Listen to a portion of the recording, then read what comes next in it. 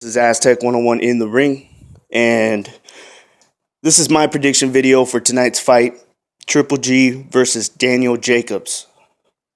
It should be a unification fight, but Daniel Jacobs fucked up. He missed weight this morning. There's a second weigh-in for the IBF belt, so he's no longer fighting for the IBF belt.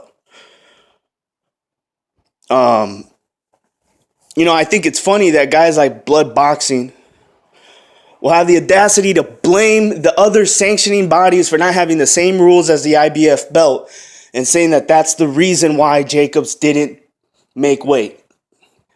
Bro, he didn't make weight because he needs an advantage to beat Triple G. He didn't make weight because he's trying to weight bully, like you call it, weight bully Triple G. It's not the fucking WB.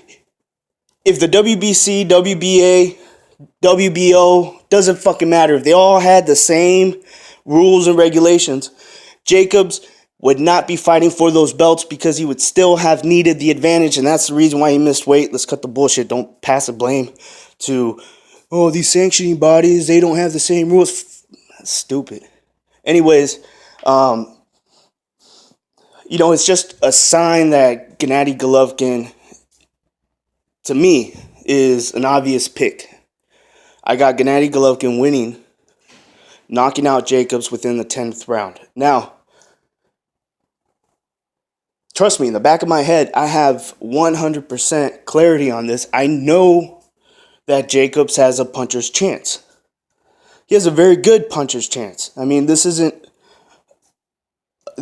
a heavy hitter. He's got dynamite in those gloves. So I know Jacobs has the power to change the pace of the fight. But when you look at Jacobs as a fighter entirely, I mean, he's not the most technical fighter. I mean, I kind of visualize him as like a Kirkland or like a bigger Curtis Stevens.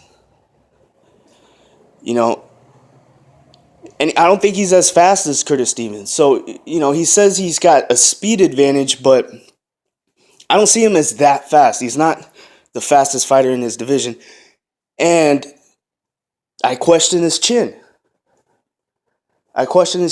He was knocked out by Parag.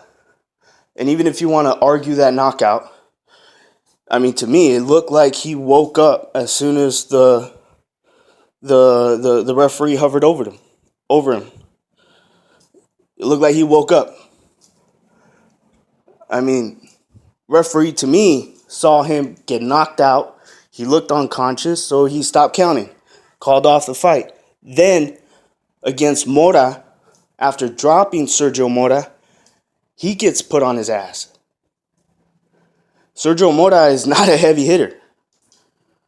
All right, so this leads me to believe that he's got kind of a, just like a Kirkland chin. I don't see Daniel Jacobs as really a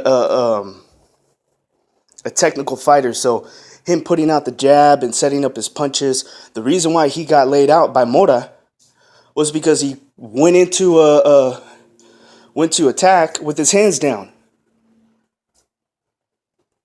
He went in reckless, and he's that kind of fighter. He's a reckless fighter. And we saw what happened to Kirkland when he fought Canelo. How when you combine a technical fighter plus a hard hitter and a good chin, it takes more than just heavy hands to land a punch and be effective. So, in my opinion, I don't see Daniel Jacobs have anything else other than a puncher's chance to win this fight. I got Golovkin winning this.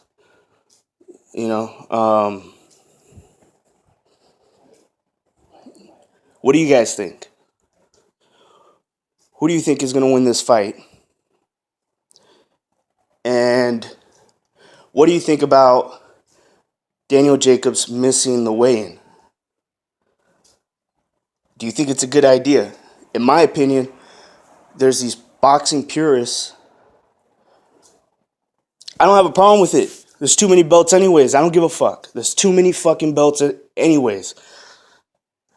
If he needs to hydrate himself, and that's what his body is asking for, is water and food, Give him fucking water and food before he fights. That's just the way I see it. It doesn't really bother me too much. But to some of you, that might sound like I'm not being true to the sport, but I'm not gonna ask for this fight to be called off. Some people are like, "Oh, Triple G shouldn't even fight him." That doesn't make any sense. That's stupid.